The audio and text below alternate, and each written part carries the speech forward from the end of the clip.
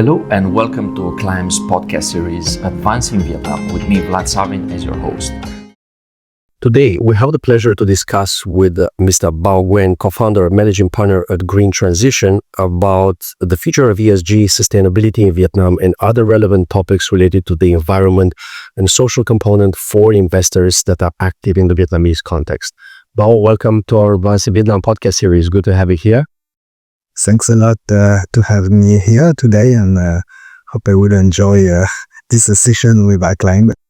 Definitely. Bao has worked in the sustainability industry for over 18 years, supporting multinational companies and advising them on how to adopt their ESG strategies. Currently, he takes on the lead role of Green Transition. His holistic background experience in both private sectors and NGOs provide him with in-depth comprehension of sustainability and ESG to advise companies on their business strategies effectively. And welcome again, Bao, to our series. Hopefully we can have a in-depth and practical discussion for investors in Vietnam and give them a bit of understanding into what's next for ESG in Vietnam, and specifically for their businesses here. Okay, forward it. Let's start then with the first question. ESG is obviously, as you know, on the top of the agenda, not just for Vietnam and the European Union, but globally as well, right? How do you see ESG evolving in Vietnam? What are some of the key trends and regulatory changes that you think would impact businesses active in Vietnam? First of all, I think we need to clarify a little bit in terms of vocabulary definition. Yep. Because we're talking about ESG because somehow it's the trend that most of the people are currently using, but it's somehow wrongly used. Yeah. So it's more in terms of sustainability strategies. And I would say ESG, it's more kind of process, data driven system. So just to put into the context. Now, if you look at the global situation, I would say there are two kind of drivers mainly. From one, I would say more on the push side, from a regulatory aspect, from especially if you look at all the global regulations, so can be through the value chain, so with international standards, with the customer's requirement. So that's one kind of a push, but as well in terms of the stock exchange investors aspect. The other, we will say, more on the pull side. So it's more people start to have sustainability awareness in terms of development, and they see the adding value of it. So in terms of cost efficiency, in terms of brand reputation, in terms of different expansion, in terms of business opportunity. Just to give you a few facts, I would say from research and studies. So for example, from the World Economic Forum research, they say that supply chain practice can reduce 9 to 16% in terms of cost efficiency. In terms of brand equity, can increase to 15 to 30%. But another research from PwC, more than 80% of the consumers are ready to have a more interest in terms of product, we say eco-friendly. So that's some of the criteria that you can see, I would say, in the global scape.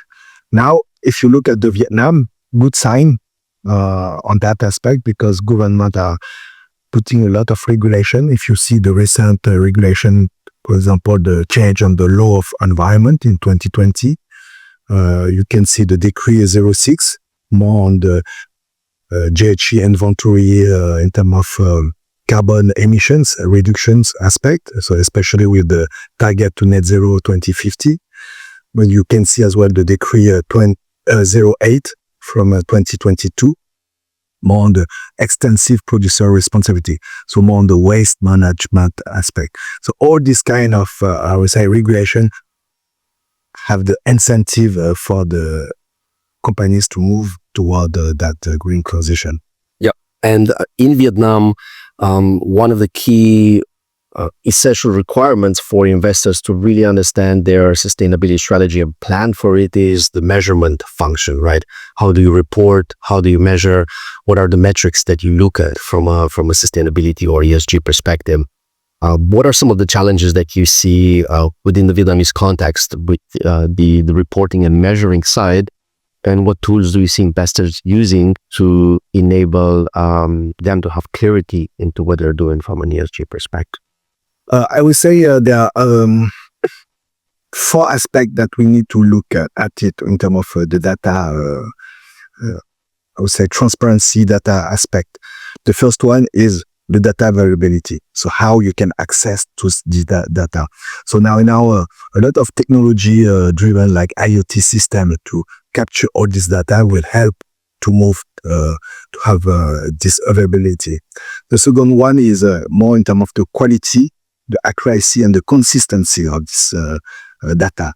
And again, a lot of new technology, especially on the blockchain aspect, to help for the data integrity and the traceability of this data.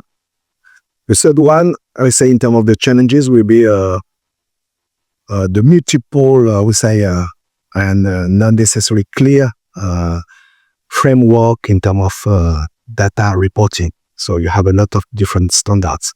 So now it needs more alignment between the standards, but as well the right understanding from the business perspective.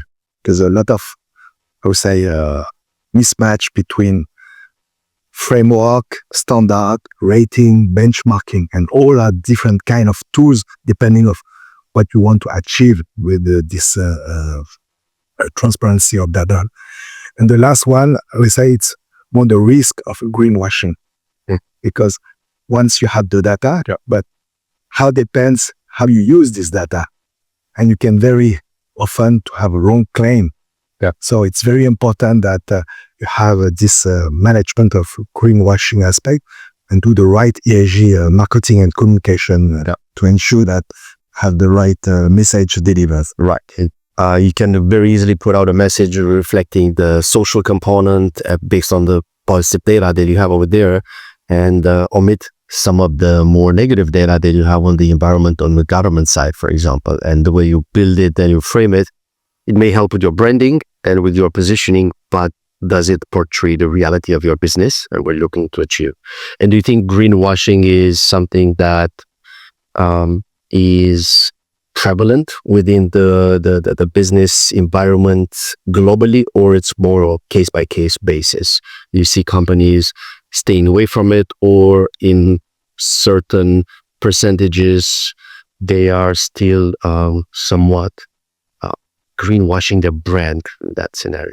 I would say the biggest issue is it's not by intention, but I would say somehow if you look at the global landscape, maybe 50% are somehow indirectly doing this greenwashing, but not by intention, but as I mentioned, due to the lack of precise understanding or data availability for the full scope of what they want to claim.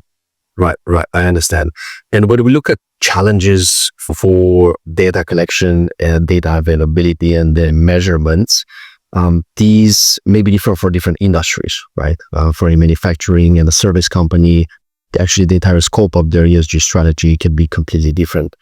And where do you see in this scenario the sectors that are leading the way, the ESG development, ESG strategies, and maybe you have one or two best practices that can be implemented by other sectors in that sense? I would say the most industry impacted, I would say there are two drivers. One is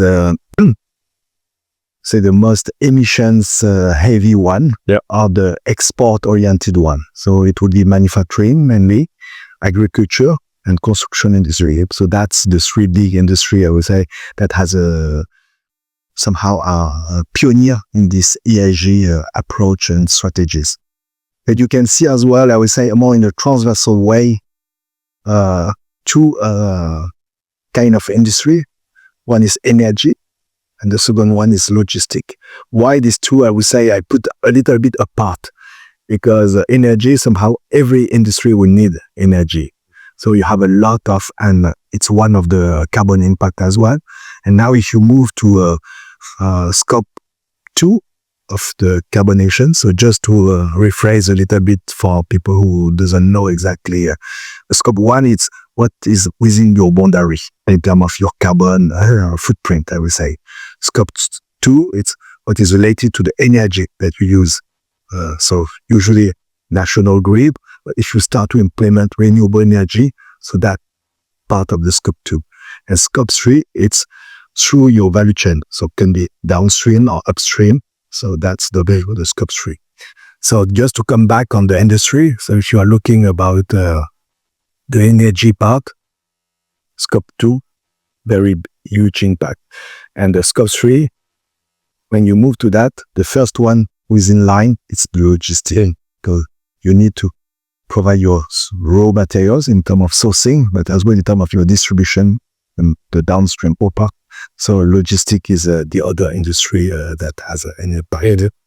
And these core industries, in many scenarios, they would have some compliance requirements reflected in the law of environment, any other specific, let's say, pollution-related actions that they need to take, right? So there is a compliance element that fits with these type of industries, and a lot of the time, other businesses in other sectors, they look at ESG from a compliance mindset perspective. What do I need to do to comply? Versus how do I use sustainability and ESG strategy to further develop my business goals and to integrate that into a long-term sustainable growth of my business, right? How do you balance these two mindsets, and how do you transition from a pure, simple compliance mindset, checking the box, into a sustained framework where sustainability is part of the business itself? Yeah, it's a very interesting question because most of the time, I would say, generally, I resume the status of a company when they start their green position into 5 status. And it's very important that they go through these 5 steps. So the second step, as you mentioned, it's compliance. So compliance is very obvious for different reasons. But when they start to do the compliance aspects, I say, you have the shortcut to just check the box. The next stage will be the reputation and trust. And the reputation and trust is linked with transparency of the data, we already talked about. But it's important that this part helps to have the baseline. And with the baseline, you can define what is the strategy and prioritize the different initiatives. The fourth phase, it's the competitive edge. So you have a cost efficiency in terms of your operation, can attract investment. You can develop new business opportunities in terms of growing your extension. So that's the competitive edge in terms of different technology to approach it or different market to approach it. So most of the time what happens in terms of the switch, when you are talking about the switch between compliance and competitive edge. So that's between these 2 steps. And very often you forget the middle part, which is the reputation trust, which is the baseline, which is somehow the heart of every sustainability strategies. And the last one, I would say, it's the sustainable finance. So once you have done all your different steps, then you can access the sustainable finance. And what happened is they switch between different steps instead of following the 5 steps, which the first one is awareness, capacity building aspect. You mentioned sustainable finance, and I think that's a very relevant section of DSG that really supports businesses into reaching their next stage of development. And again, sustainable finance is not enabled and offered to businesses that just check a box on a reporting metric, for example, the carbon. It looks at the holistic approach of what that business is, not just an individual project in itself, right? And then when we actually spoke with banks like UOB or others that are promoting sustainable finance in Vietnam heavily, they're saying that the funding availability is there, it exists. However, the requests and actually meeting those, let's say, checklist points that they're looking at a business to be able to offer those are not necessarily readily available. So that holistic approach of the business is necessary to really access certain sustainable and green financing options, right? Yeah, exactly. As you mentioned, the availability of the funds from banks, investors, equity worldwide is huge. And they even have a mandate. We are talking about different industry. The financial services is one of the, I would say, new one, moving on that direction, and they are moving strong on that aspect. So they want to invest in the green project. However, just you mentioned, it's not necessary enough to have a very nice green project. The corporate companies need to do their own diligence to be already sustainable. So that's the big difference between a company who start really to integrate their sustainability strategies with their business strategies. Because when they have this holistic approach, they have done, I would say, the due diligence to ensure they have more access to this sustainable finance and develop their green project. And just a month ago, we organized an event together where we discussed about the digital transformation, digital economy, and its impact and its enablement of the green economy, right? And as well, the sustainable growth of the economy. How do you see digital transformation enabling ESG within and sustainability in investments in Vietnam? Do you see a strong link, and how can investors leverage the digital transformation to achieve their ESG goals? I think both is more and more go hand in hand. So you are talking more now in terms of dual transformation. So green transformation usually go often with digital transformation, but you don't necessarily need to combine both. They can evaluate independently. So you can do your digital transformation, you can do your green transformation separately.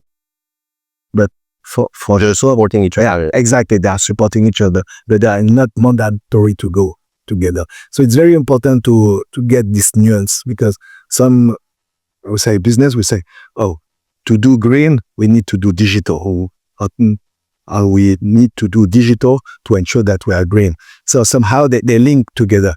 They are supporting together. So that's a very important aspect, nuance to differentiate on the approach in terms of the mindset.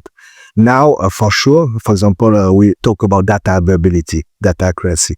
So all the digitalization, all the technology will help to get the accuracy, the consistency of this data.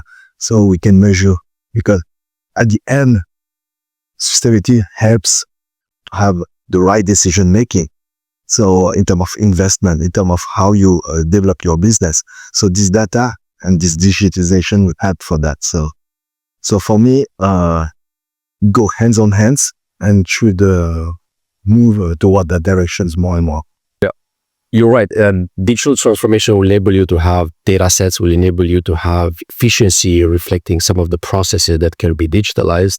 However, the actions that you're doing in respect to the environment, to the social and to the governance part, they are not digital actions, right? They are actual people, processes, companies, investments, products that need to be part of that holistic process of enabling ESG. So the digital transformation is a component that you can use to understand more into how you can create efficiencies of scale and synergies within our processes. But in the end, is the actions and the decisions, as you said, that you're taking, that the investors are taking to drive forward that sustainable growth of the business. Yeah, it's true that that it's necessary. And as you mentioned, we didn't mention the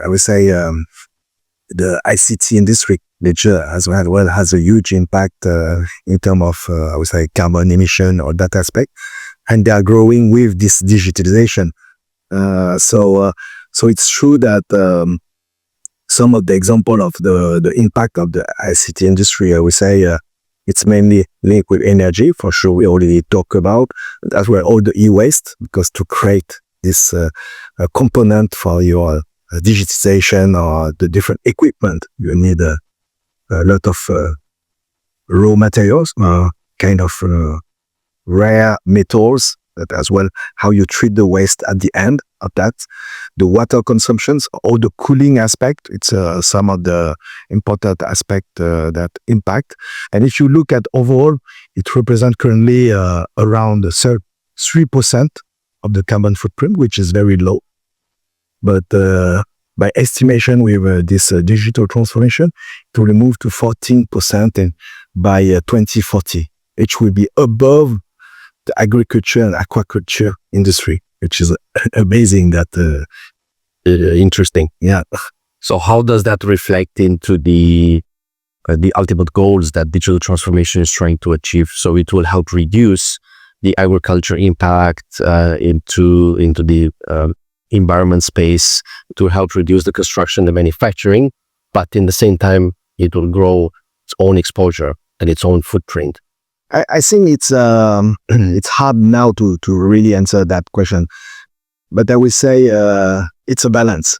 So like the other industry, the ICT industry need as well to have stronger and higher focus on ESG advantages and ESG implementation as a standalone, I would say, industry. Meanwhile, if you look at the overall picture, the increase that I mentioned, for example, on the ICT, in fact, it's balanced from the other industry who will reduce. So now we don't have yet all the figures, but how much the ICT industry in terms of their own increase can support the decrease. So if it's completely offset, so that's already a good break even. If they can do more, that's exactly the way to go. Right. Okay. Let's come back to a more practical scenario for investors, for businesses that are active here in Vietnam, that operate here. What would be the key steps for them to improve their ESG strategy or to develop their ESG strategy? And what would be some of the pitfalls, some of the things that they should avoid while deciding that they want to move forward into this space, into the sustainability space? I think, as I mentioned a little bit about the 5 steps. So I would say the big pitfall is either to do the compliance like pure checkbox overall, so and not have a holistic approach, or to do a lot of different ESG initiative that is remarkable, but not in a holistic way because they are not prioritized, not defined. So the most important for me is somehow always I come back to the baseline. So you need to know exactly where you are. So if you do your baseline, then you can prioritize, you can define the strategy.